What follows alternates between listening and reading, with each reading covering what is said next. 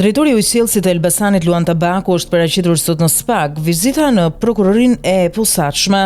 Vjen disa ditë pas aksionit të SPAK-ut në qytetin e Elbasanit nga oficerët e Byros Kombëtare të Hetimit dhe efektivët e policisë së shtetit, ku ushtrua kontroll në disa banesa dhe biznese në lidhje me dosjet e hapura për Suel Çelën. Kontrollet u ushtruan në zyrat e biznesit të Nazif Bajramit, pronari i kompanisë Bajrami N dhe biznesmen i njohur në fushën e ndërtimit në Elbasan, i cili ka fituar një sër tenderesh nga institucionet publike.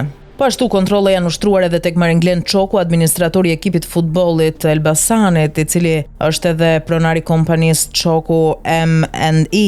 Oficerët e Byros Kombëtare të Hetimit kanë ushtruar kontrolle edhe në banesën e drejtorit të Ujësjellës Kanalizimeve Elbasan, Luan Tabaku. Mësohet se nga zbërthimi i bisedave në aplikacionin e enkriptuar Sky ECC, ata kanë rezultuar të lidhur me grupin kriminal të drejtuar nga Suel Çela, ku ky fundit vijon tjetë ende në kërkim nga SPAK-u. Burimet bëjnë me dije se prokuroria e posaçme po heton tender publik të cilët dyshohet se janë përfituar nga krimi organizuar përmes personave të tretë. Në nëntor të vitit kaluar, SPAK goditi bandën e Suel Çelës duke lëshuar 21 masa sigurie në total, por kreu i saj arriti të shpëtonte sërish vënies përpara ligjit pasi nuk u arrit të arrestohej. Banda e drejtuar prej tij akuzohet për një sër ngjarjesh kriminale në Elbasan, si edhe për trafik të lëndëve narkotike nga vendet e Amerikës Latine drejt Europës.